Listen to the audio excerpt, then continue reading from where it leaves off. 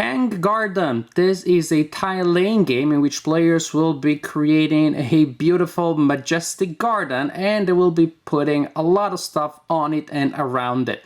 This is a game with a fairly elaborate production. It looks great. The components are really impressive. Sometimes it does border a little bit on overproduction because, again, there's so much stuff on the board that sometimes I don't see what's on the other side of a pagoda or a tree. You'll see what I'm talking about. But still, very beautiful game. By the way, if you're wondering, by overproduction, I mean production that is so majestic that sometimes it impedes or it hinders gameplay a little bit, but not too big of a problem. The game is for 1 to 4 players, and so full disclosure here, I played it solitaire, which is actually a fairly different game from the multiplayer version. It is almost like a different game with the same components. And then I played multiplayer, but I played solitaire. These days, I'm socially isolating from my family. I'm basically living in my game room. Maybe that's too much information, but there you go. I gave it to you because I have some weird symptoms, and I just to be safe, so I'm here. For those of you watching this in the future, this was filmed during the great pandemic of 2020. Now, so I played the multiplayer version solitaire, meaning I placed all the components to play for 2 players, and I played as 2 players, switching sides and playing both sides to the best of my possibilities.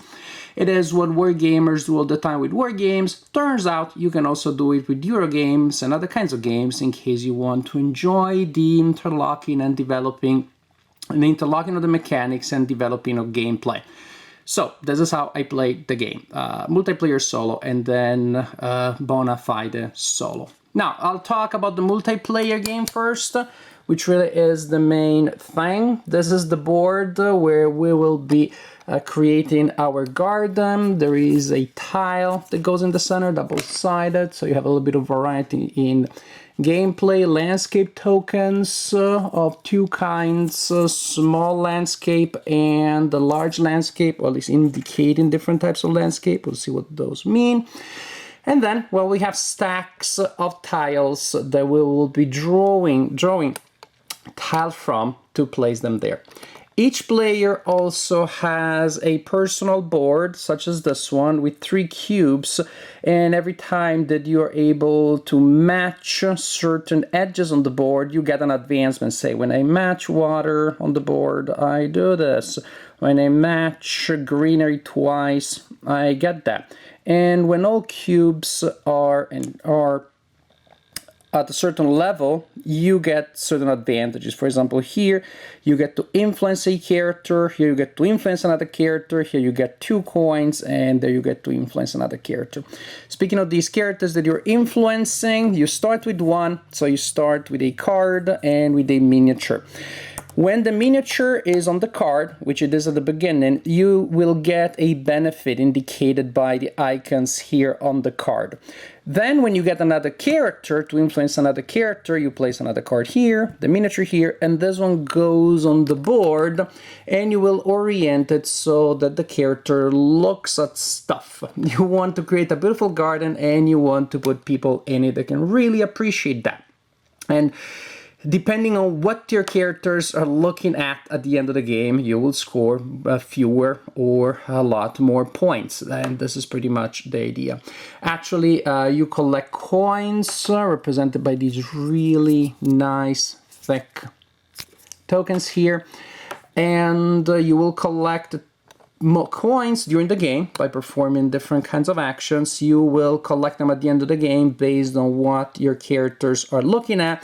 You will also collect decoration cards during the game that will give you different types of scoring options at the end of the game.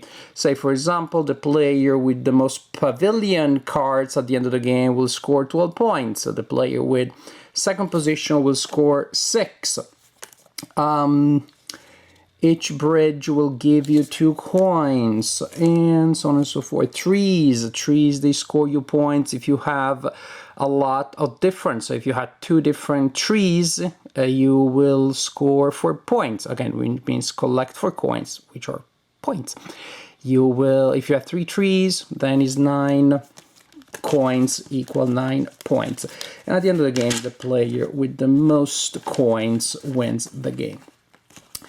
When it is your turn, actually one more thing that we need to mention, which is the landscape tiles. 4 of them start on the board at the beginning of the game. They're really nice and beautiful. They have icons here that have gameplay value, but then also the image matches the icon. Really impressive.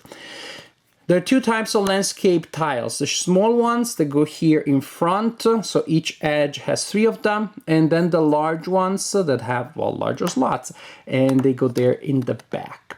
At the beginning of the game, you shuffle the tiles separately, so the large ones and the small ones, and then you take one out of each, so that basically from each kind 2 are available, 2 are visible.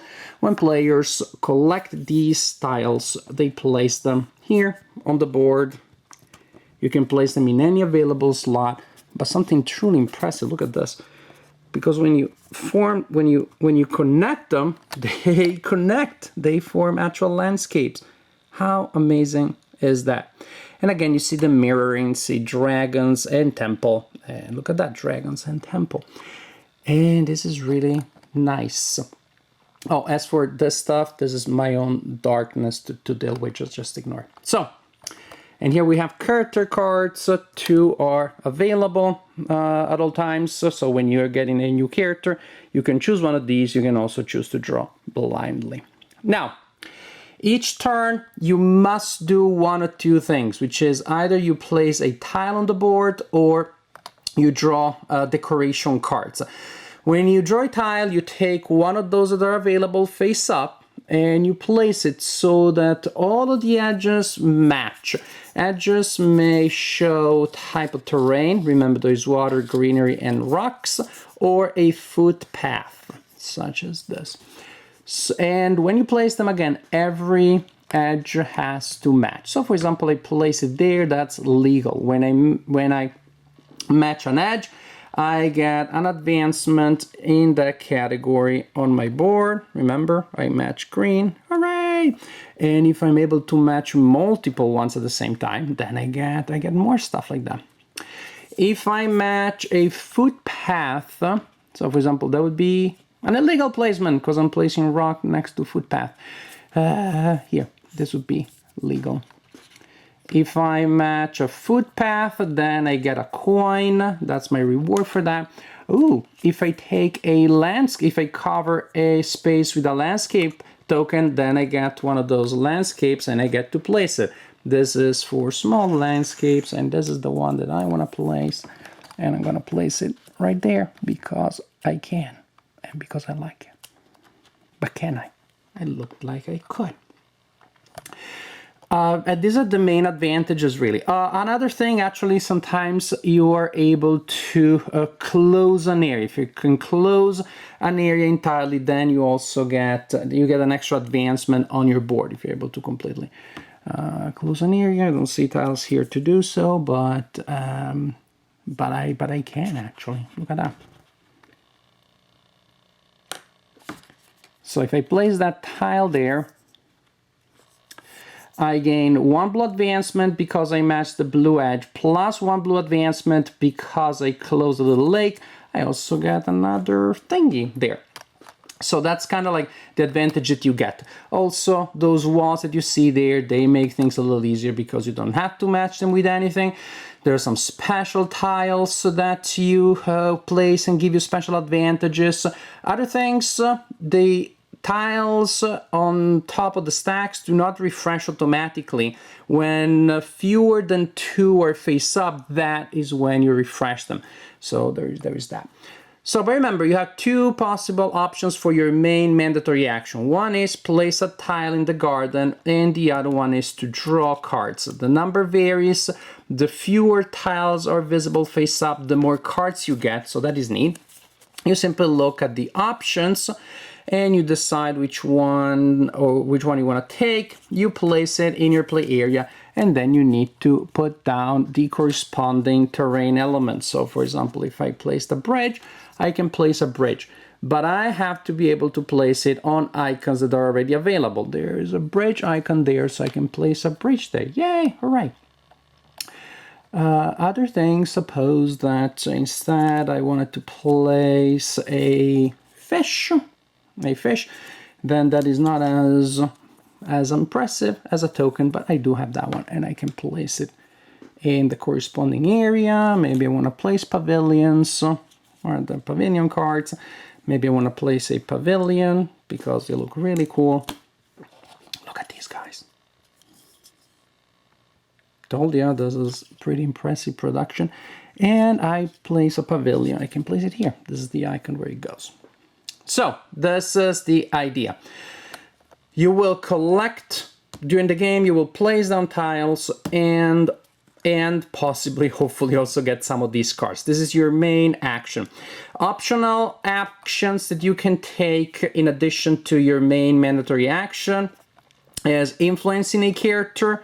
Again, if you have enough influence here, as we said, you choose one of these cards, you place it in your personal area, you get the corresponding miniature, and you place your miniature that was still there on the board. And it's very important that the miniature is looking at one of the 4 edges specifically, because different characters like to look at different things and they will score different things at the end of the game. For example, the poet will give you 2 points for each water that she's looking at the end of the game for those icons there. And different characters will look at different things. Some people will look at the elements on the board, and some other ones will look at the landscapes, and that's why the landscape are there, not just because they look cool, but because you need them. Because you need them to score at the end of the game. Another thing that you can do is to use your lantern tokens. You have 4 tokens that will give you special actions. Say this one, for example, lets you place 2 tiles instead of 1. When you use a lantern token with a special action, you turn it face down. Another optional action is you can discard 3 landscape tokens of the same kind that you collected earlier to refresh one of your lanterns. So this is the general idea. Use the abilities of the character that you still have, place characters on the board, create the board, place decorations to score at the end of the game, and the game is over when one of the 4 tiles here is depleted. The game can also end when there are only 3 landscape tiles left. At that point, you score points from the people that you collected that are on the board and looking at stuff from the decorations. So you should have some coins back then, or otherwise you're a big loser, and then you see who wins the game. This solitaire game is very, very different. It's basically a puzzle in which you're trying to complete the garden, simply to put down tokens, landscape, garden tiles to cover the entire board minus the edges. So imagine a square that does not touch the edges. You're trying to cover that one, and there's an elaborate procedure. You put down a token, you discard a card, put down another card. It's fairly elaborate and frankly a little bit dry and cold. I much prefer the multiplayer version, play by myself, than the solitaire version. Now, the conclusions. Tang Garden. So, take my conclusions, take my review with how much salt as you needed, a grain or a big pack, I don't know. Because I play the game mainly multiplayer solo, but I want to get a sense of the mechanics, of the interlocking of the different moving parts of the design, which sometimes I do. Sometimes I take a Eurogame, put it on the table, and just play it because I like to see the design come to life. And it was entertaining that way. I think it is a good design. I can't wait to play it with adult friends. I don't think I'm gonna play with my daughters, although they love board gaming and they are playing games above their age. It is just that this one, I'm afraid, is gonna feel a little too fiddly. Some of the components are going to be hard for the little hands to, put in the slots and stuff like that. But as a game to play with adults, I think it is going to be an enjoyable one. I liked the options that you have. I like how you can chain different effects. Say I'm going to put a tile there that will give me certain advancements, that will give me a certain character that then I can use on that tile that I place in that location, and so on and so forth. I like that many different options that you have, many different things that you can score. And frankly, I like games with variable scoring in which you need to spend some of your actions to acquire categories of scoring requisites, and then you need to acquire the resources to actually score those categories. Say here I'm gonna acquire the card that lets me score dragons in the background. Oh yeah, then I need to build that background, which also may work the other way around. You try to get a sense of what's already on the board and see if you can hijack that or piggyback maybe something that somebody else has been building. The production is fantastic. I mean, the beauty of these components is amazing. And it's not just they're beautiful one next to the other, how they come together, really simulate and displays, how the landscape really look like a deep landscape. The fact that there is a lower layer and then a higher one really creates a sense of distance, of depth. Is just really, really beautiful. Again, as I said in my main segment, sometimes a little too pretty for its own good when you have those giant pavilions or trees, and maybe there's a little token with a fish behind it you may not see necessarily. But the production is really spectacular. The rulebook is adequate. Probably there are a couple of things in the rulebook that I found a little bit blurry for a game that ultimately is fairly simple, although it has many individual rules and icons and stuff like that. The basic ideas are pretty simple. I struggled to learn the game more than I expected. There are some things that just don't seem to be fully explained, but again, the game is not that hard. You should be able to figure it out. Overall, it is a game that comes together very well. Again, it clearly is a solid design with solid mechanics and overall a nice pace and a nice flow of gameplay. Not particularly fond of the solitaire option because I thought there are just too many upkeep, too many things that you need to move around between turns before you can make your decision, which is not, again, it doesn't feel like it's worth all the trouble. I think that before the quarantine is over, I'll probably play it again, but again, in my multiplayer solo version, which may not be for everybody, but it works for me. On the plus side, you can work with two players, so even if you're not having full game night these days, it can still work as a play with your spouse game. Tang Garden, a beautiful game with solid mechanics and interesting, fun gameplay.